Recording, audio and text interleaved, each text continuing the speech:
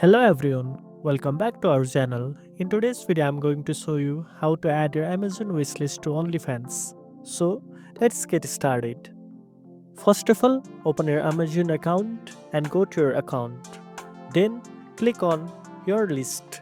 Here you will see your wishlist. Copy the URL link of that page.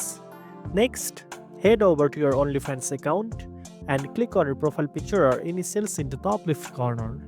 From there, select the settings option. Under the profile section, you will see a box labeled Amazon Wishlist. Paste the link to your Amazon wishlist in the designated field. Once you have added your wishlist link, don't forget to save the changes.